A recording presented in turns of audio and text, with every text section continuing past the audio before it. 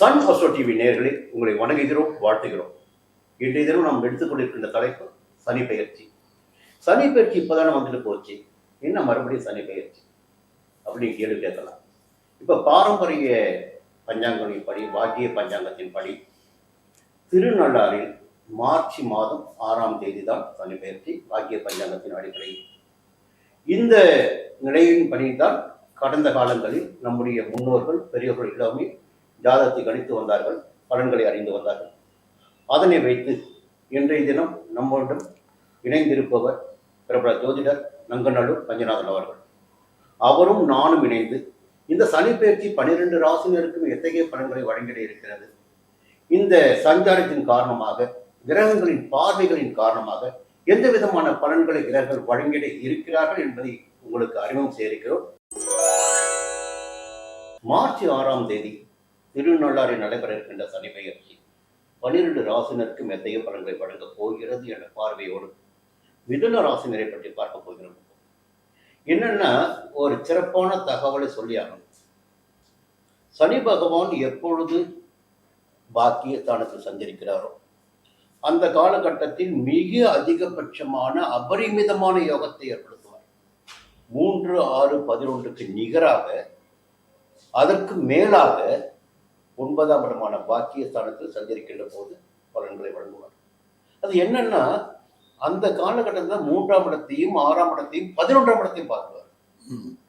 இப்போ 3 இடங்களுடைய காரகத்துவம் நமக்கு தெரியும். 3, 6, 11 பாக்கிய ஸ்தானம்.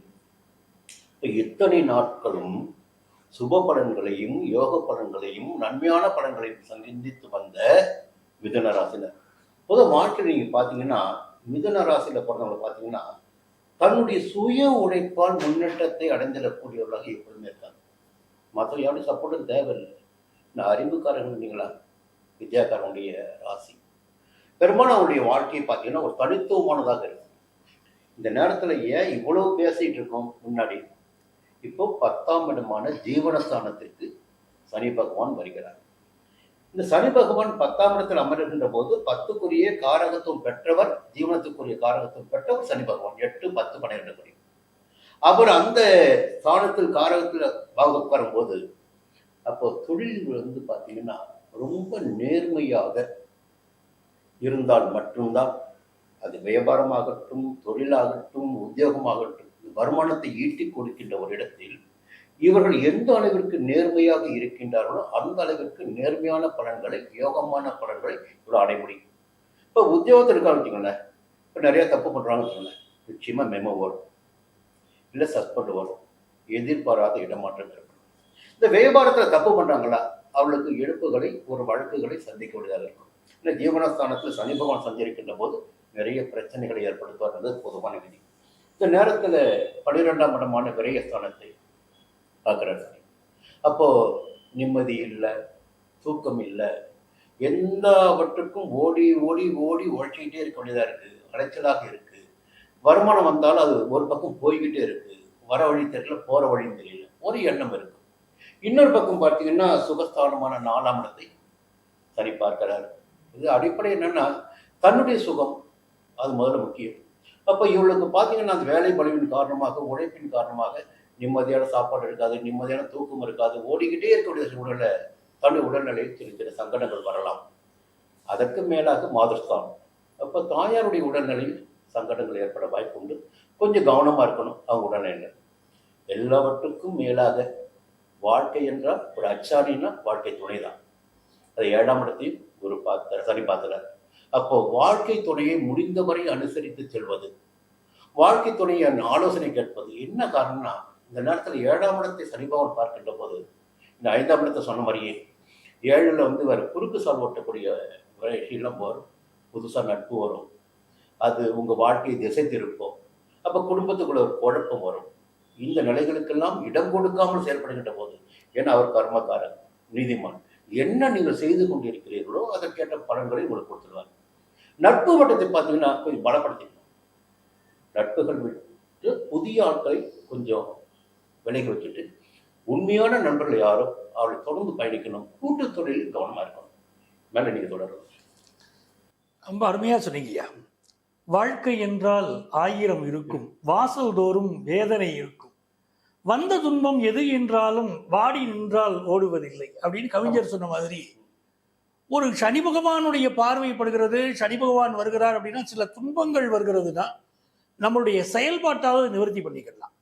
இந்த மிதுன ராசிக்காரங்களை நீங்க ரொம்ப அழகா சொன்னீங்க, நல்ல அறிவாளிகள். என்னைக்குமே பார்த்தீங்கன்னா இந்த மிதுனம் என்பது ஒரு உபய ராசி, காற்று ராசி. அதை பார்த்தீங்கன்னா சிம்பல் எப்படி போடுறாங்க, 2 பொம்மைகள் சேர்ந்துருக்கும், ஜெமினி பொம்மை நம்ம பார்க்கிறோம். அப்போ என்றைக்குமே இந்த மிதுனம் என்பது தனிப்பட்ட முறையில வாழ்க்கையில உயர்கிறதா அப்படின்னு பார்த்தா பிறரை சார்ந்தே வாழ்கிறது. இந்த மிதுனத்துக்கு மட்டும் நல்ல ஒரு மனைவி அமைந்துட்டார் அப்படின்னு சொன்னா, நல்ல கணவர் அமைந்து விட்டால் வாழ்க்கையில ஜெயிக்கிறாங்க.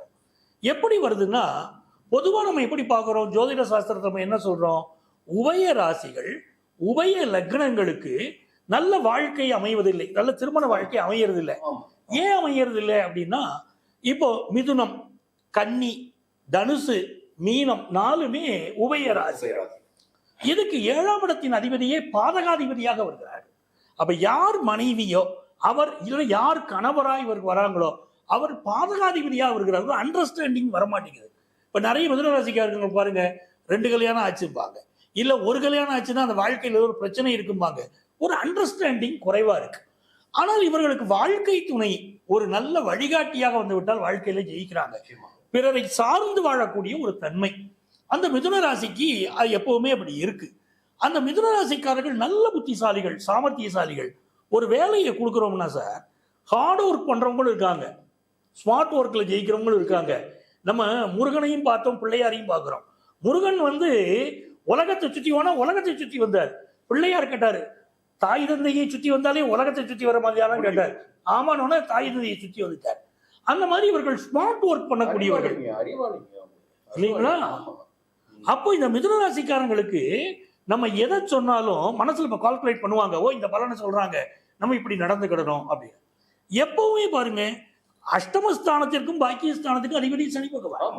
9ஆம் இடத்திற்கு அதிபதியான சனி பகவானே 8ஆம் இடத்துக்கு அதிபதியா இருக்காரு. இந்த மிதுன ராசிக்காரங்களுடைய அப்பா வாழ்க்கையில ஒரு கஷ்டத்திற்கு பிறகுதான் முன்னேறி இருப்பார். இது ஒரு கணக்கு என்னைக்குமே. அப்போ இவர்களுக்கே பாத்தீங்கன்னா ஒரு ஹையர் எஜுகேஷன் படிக்க நினைக்கிறாங்க வச்சுக்கோங்க. அந்த ஹையர் எஜுகேஷன் நான் சொல்ல கல்லூரியில உயர்கல்வி படிக்கணும்னா ஒரு தடை ஏற்பட்ட பிறகுதான் இவர்கள் படிக்க முடியும். இப்படி ஒரு கணக்கு உண்டு. அப்போ இந்த சனி பகவான் இப்ப 8, 9க்குரிய சனி பகவான் 10ஆம் இடத்துக்கு போறாரு, தொழில் ஸ்தானத்துல போய் உட்கார்றார். இவர் யாரு அப்படின்னு கேட்டீங்கன்னா, தர்மாதிபதி கர்மஸ்தானத்தில் உட்கார்கிறார். நீங்க ஐயா அழகா சொல்லிட்டீங்க, கர்மஸ்தானத்துல சனி வந்த உடனே அந்த வேலை எப்படி இருக்கும், தொழில் எப்படி இருக்கும்ட்டீங்க. அப்ப தொழில் வேலை இவர்களுக்கு சிறப்பாக அமையணும்.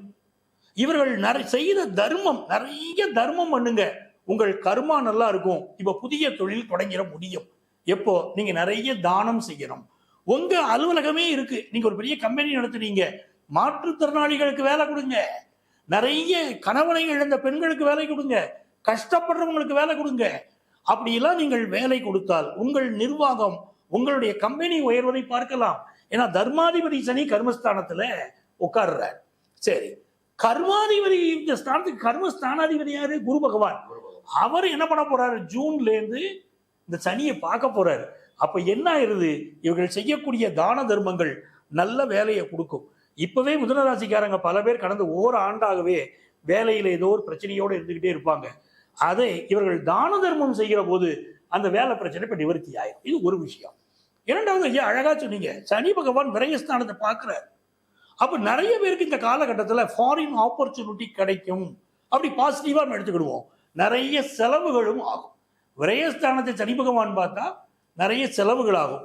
செலவுகளை என்ன பண்ணலாம், 2ஆம் இடத்துக்கு குரு பகவான் வருகிறாருன்னா சுப செலவுகளாக நம்ம ஆக்கிக்கலாம். மகனுக்கு கல்யாணம், மகளுக்கு கல்யாணம், சுப செலவு, கல்வி வசதி, படிப்பு.